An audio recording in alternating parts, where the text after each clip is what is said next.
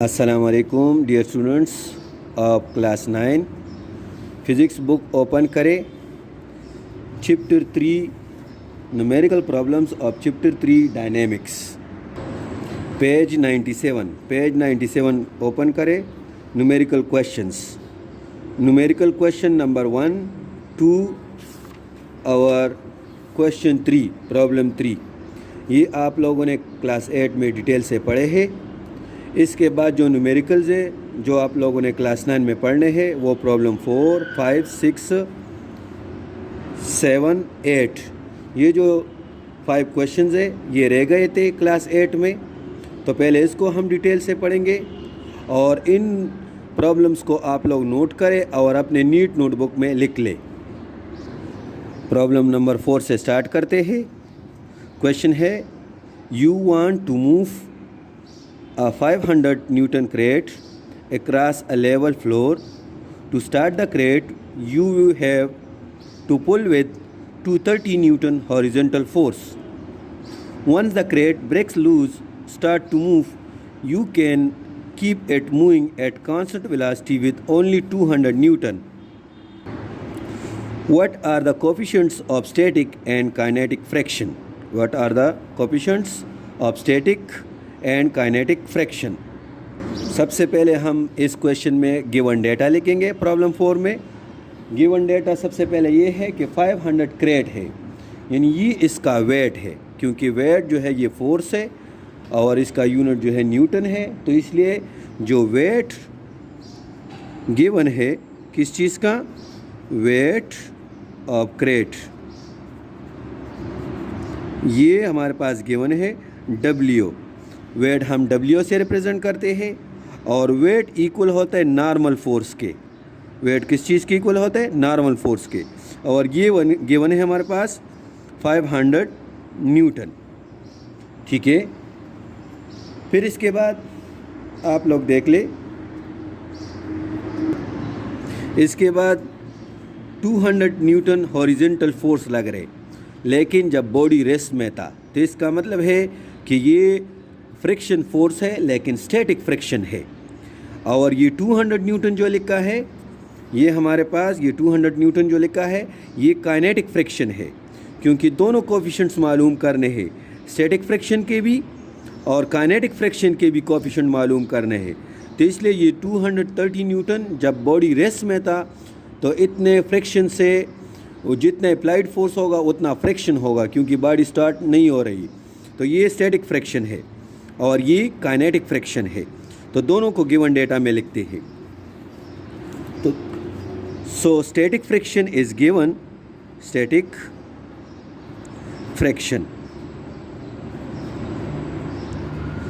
Friction given है हमारे पास।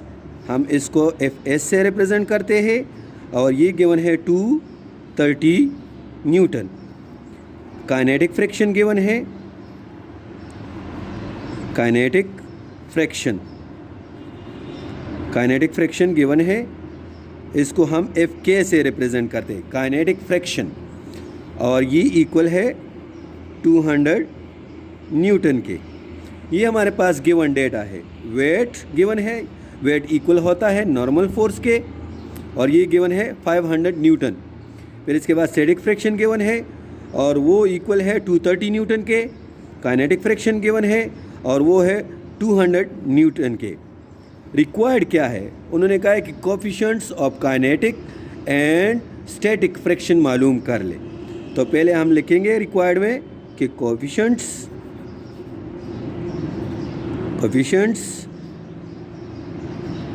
Of static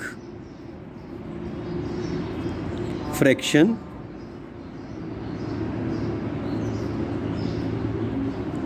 coefficient of static friction, और कोफिशिएंट को हम म्यू से रिप्रेजेंट करते हैं। म्यू इस तरह सिंबल है, म्यू एस, म्यू इसका मतलब है कोफिशिएंट ऑफ स्टैटिक फ्रिक्शन। इसी तरह ये रिक्वायर्ड नंबर 1 हो गया। रिक्वायर्ड नंबर 2 है कोफिशिएंट्स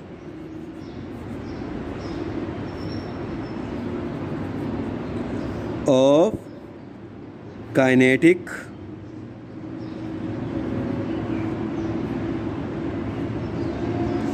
फ्रिक्शन,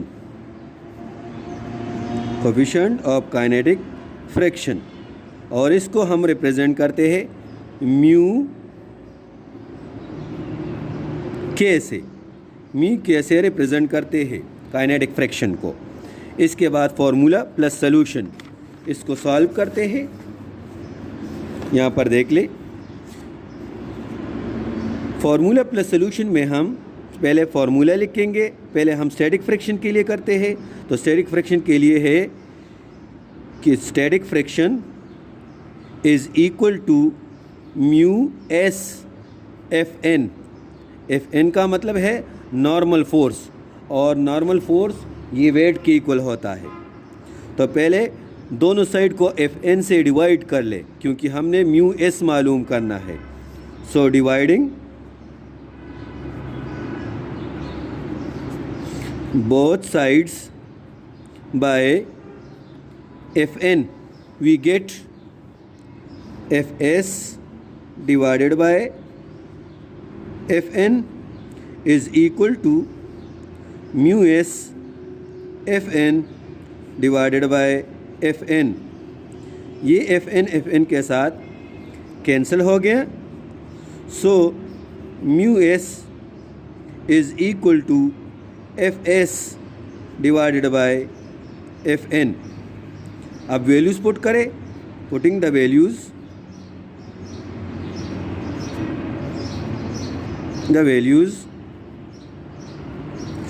पुट करें।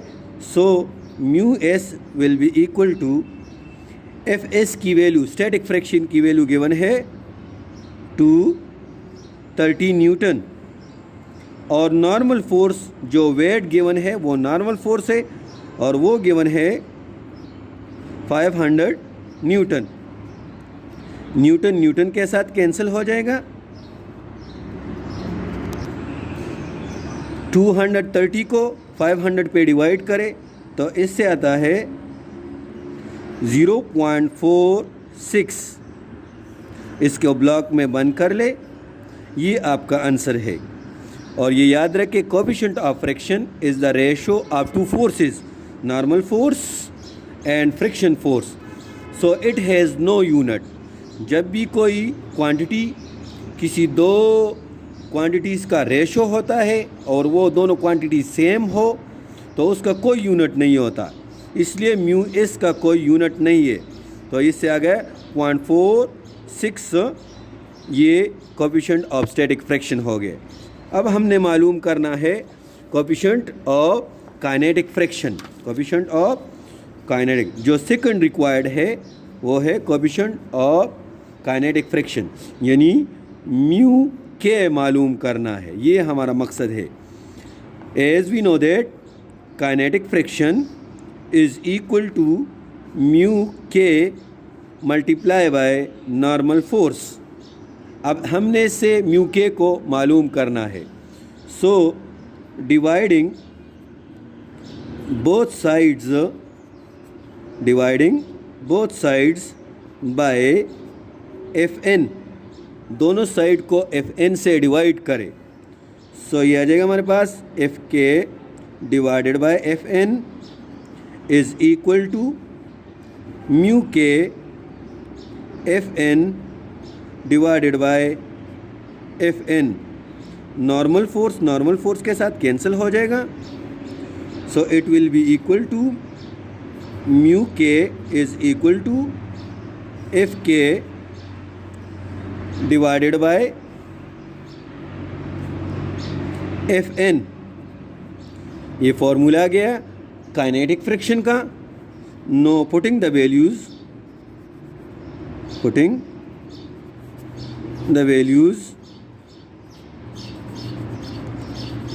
पुट करें।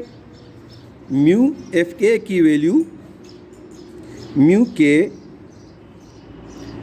Is equal to F K की वैल्यू है 200 न्यूटन, और नॉर्मल फोर्स वही है weight of the crate which is 500 Newton. Newton के साथ कैंसिल हो जाएगा। म्यू के डिवाइडेड बाय, और ये 2 0 इस 2 0 के साथ कैंसिल, तो 2/5 आ जाएगा। और 2 को 5 से डिवाइड करें तो इससे आ जाएगा 0.4. So this is the answer of kinetic friction, coefficient of kinetic friction, because it is the ratio so it has no unit. ये आपका आंसर हो गया. फिर इसके बाद आपने रिज़ल्ट लिखना है. रिज़ल्ट में आपने रिक्वायर्ड के दोनों सेंटेंस लिखने हैं. पहले सेंटेंस आपने लिखना है कोएफिशिएंट ऑफ स्टैटिक फ्रिक्शन, फिर आप कॉमा देंगे और म्यू एस लिखेंगे और आंसर लिखेंगे 0.46. फिर सेकंड जो रिक्वायर्ड है आप लिखेंगे कोएफिशिएंट ऑफ काइनेटिक फ्रिक्शन और लिखेंगे म्यू के इक्वल टू 0.4. ये आपका, और फिर एंडिंग लाइन ड्रा करोगे, डबल एंडिंग लाइन ड्रा करोगे आप फुट पेंसिल से. नेक्स्ट प्रॉब्लम आपका है प्रॉब्लम नंबर 5. प्रॉब्लम नंबर 5 में जो है हमारे पास 2 बॉडीज़ यानी 2 bodies of mass is 3 kg and 5 kg are tied to string. यानी एक 2 मासेस है, एक M1 है 3 kg और एक M2 है 5 kg. ठीक है. Which is pass over a pulley. If the pulley has no friction, find the acceleration of the bodies and tension in the string. अब हम हेडिंग देंगे प्रॉब्लम नंबर 5 का. अच्छा बेटा, इसमें M1 आप 5 kg लेंगे और M2 जो है वो 3 kg लेंगे, क्योंकि जो फार्मूले हमने डिराइव किए हैं एटवुड्स मशीन में एक्सेलरेशन और टेंशन के लिए, उसमें M1 ग्रेटर है M2 से. अगर उन्हीं फार्मूलों को हम डिराइव करें और उसमें हम M2 को ग्रेटर रखें और M1 को स्मॉलर रखें तो फिर 3 kg आपका M1 होगा और 5 kg M2 होगा. लेकिन वो फार्मूले जो डिराइव किए हैं उसमें M1 ग्रेटर है M2 से, तो इसलिए आपका M1 जो है वो 5 kg होगा और M2 जो है वो 3 kg होगा.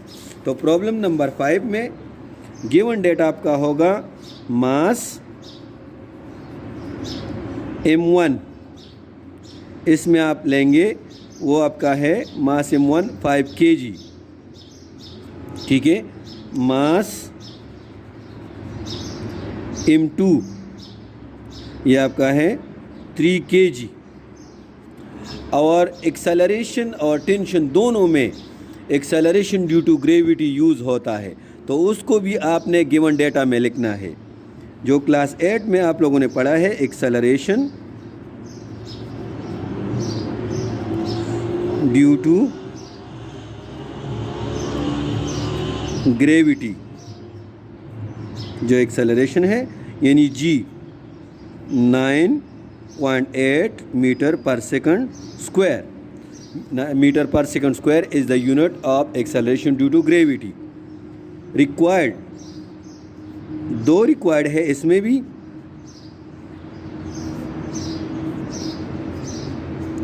2 रिक्वायर्ड है. एक रिक्वायर्ड है एक्सेलरेशन,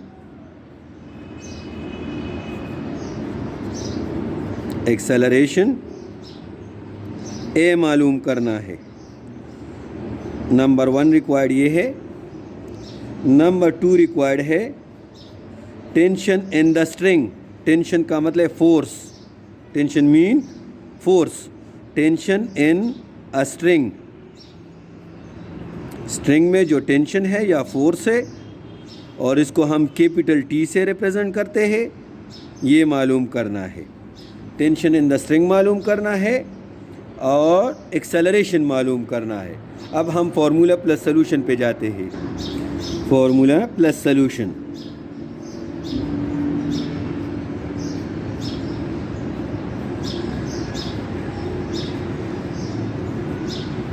जिस तरह हेडिंग मैं दे रहा हूँ इसी तरह हेडिंग आप लोगों ने नीट हेडिंग अपने नोटबुक में देने हैं. उसको अंडरलाइन भी करने हैं, मार्जिन लाइन भी ड्रा करने हैं. Formula plus solution. पहले हमने मालूम करना है एक्सेलरेशन. एक्सेलरेशन जो है ये इक्वल है एटवर्ड्स मशीन में m1 minus m2 multiply g divided by m1 plus m2। ये फॉर्मूला है एक्सेलरेशन इन द स्ट्रिंग। अब इसमें m1 और m2 भी हमारे पास गिवन है और g भी गिवन है। So putting the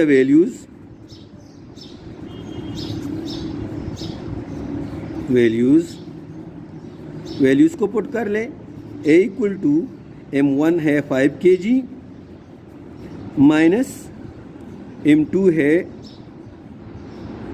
3 kg, g multiply by g 9.8 metre per second square है। फिर डिवाइड का लाइन ड्रा कर ले फुट पेंसिल से, ठीक है, और लिख ले 5 kg प्लस 3 kg, इस तरह आ जाएंगे। a इक्वल टू 5 से 3 माइनस कर ले तो ये हमारे पास आ जाएंगे 2 kg divided by 5 plus 3 8 kg multiply 9.8 metre per second square. kg के साथ कैंसिल हो जाएगा। a इक्वल टू ये इस पे डिवाइड कर ले 2 डिवाइड बाय 8 मल्टीप्लाई बाय 9, या ये इसके साथ मल्टीप्लाई करे फिर 8 पे डिवाइड करे तो इसे आ जाएगा 2.8 मीटर पर सेकंड स्क्वायर। इसके ब्लॉक में बंद करे और ये आपका आंसर है, ठीक है। इसके बाद नेक्स्ट जो रिक्वायर्ड है वो है टेंशन इन द स्ट्रिंग, उसको मालूम करते हैं। So tension in the string यानी कैपिटल T जो है वो मालूम करना है और इसका फॉर्मूला है tension equal to m1 m2 divided by m1 plus m2 multiply by g। ये टेंशन इन द स्ट्रिंग जो एटवर्ड्स मशीन में है उसका फॉर्मूला है। Putting the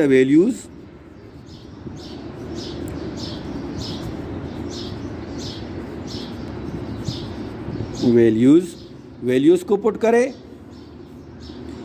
T equal to 2, m1 की वैल्यू है 5 kg, m2 की वैल्यू है 3 kg multiply 9.8 metre per second square divided by m1 5 kg plus m2 3 kg, इसके साथ मल्टीप्लाई करें। 2 को 5 के साथ मल्टीप्लाई करें और 3 के साथ। 2 5 ज़ा 10, 10 3 ज़ा 30 मल्टीप्लाई 9.8 डिवाइडेड बाय 5 प्लस 3 8, ठीक है। टेंशन है, टेंशन इज़ द फोर्स, सो इसका यूनिट है Newton.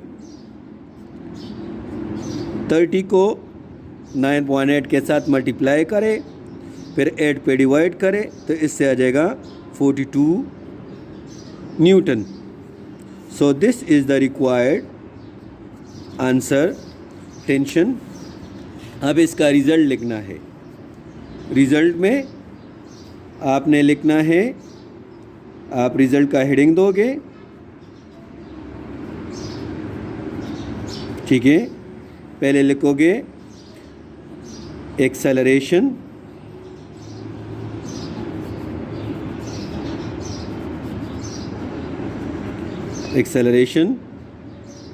A equal to 2.8 metre per second square. फिर इसके बाद लिखोगे tension in the string, capital T से रिप्रेजेंट होता है, और लिखोगे 42 न्यूटन। और इसके बाद आपने ड्रा करना है एंडिंग लाइन को, ठीक है। ये आपका रिक्वायर्ड आंसर है। बाकी न्यूमेरिकल जो है नेक्स्ट लेक्चर में इंशाल्लाह डिटेल से करेंगे, तो इसको आप लोग नीट नोटबुक में लिख लें। Okay, thanks.